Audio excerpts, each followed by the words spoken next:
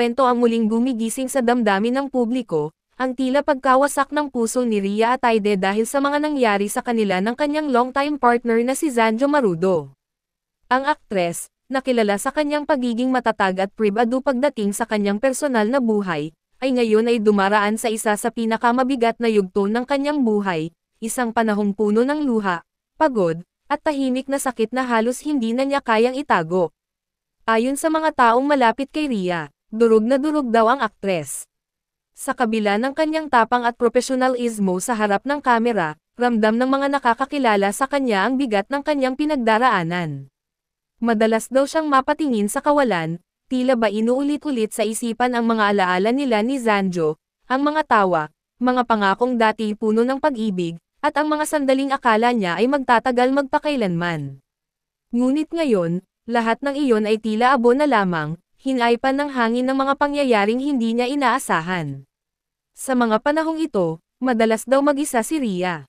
Isinasara niya ang pinto ng kanyang tahanan sa mga mata ng publiko, sinusubukang itago ang sugat na unti-unting lumalalim sa kanyang dibdib. Ngunit sa kabila ng kanyang katahimikan, ang mga mata niya ay hindi nagsisinungaling.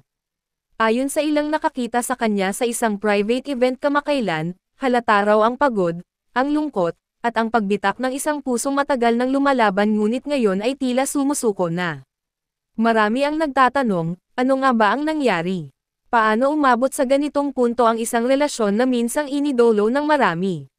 Walang malinaw na pahayag mula sa magkabilang panig, ngunit may mga nagsasabing dumating na raw sa dulo ng kanilang pagtitiis si Rhea.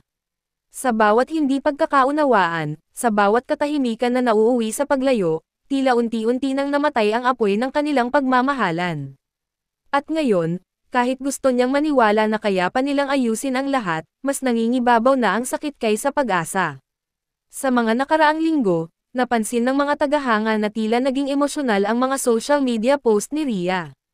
Mga linyang puno ng pangungusap na tila sinasabi ng isang pusong sugatan, minsan, ang katahimikan ang pinakamalakas na sigaw, at, hindi lahat ng iniwan ay mahina, minsan, sila ang pinakanagmahal. Marami ang nagbigay ng interpretasyon dito, ngunit para sa mga nakakakilala sa kanya, ito'y malinaw na pahiwatig ng kanyang pinagdadaanan, isang pusong dumudugo, ngunit pilit pa ring matatag.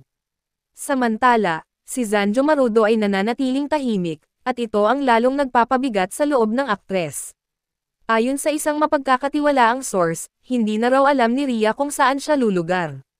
Mahal pa rin daw niya si Zanjo, ngunit sa bawat araw na lumilipas, ang pagmamahal na iyon ay tila nagiging sugat na lang sa kanyang puso. Durog daw siya hindi lamang dahil sa pagkawala ng relasyon, kundi dahil sa pakiramdam na parang siya na lang ang lumalaban. Ang kanyang ina, si Sylvia Sanchez, ay umano'y laging nandyan upang damayan siya. Isang ina na tahimik ngunit ramdam ang pighati ng anak. Ayon sa mga nakakita sa kanila, ilang gabi nang hindi mapakali si Rhea, madalas umiyak sa balikat ng kanyang pamilya, at minsan ay tahimik lang na nakatitig sa mga litrato nilang magkasama ni Zanjo, mga larawang dati ay simbolo ng saya, ngunit ngayoy paalala na lang ng sakit.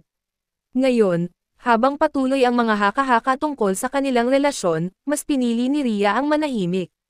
Hindi dahil wala siyang masasabi, kundi dahil baka sa mga salitang iyon ay lalo lang siyang masaktan. Pero sa kanyang pananahimik, ramdam ng mga tao ang bigat ng kanyang nararamdaman.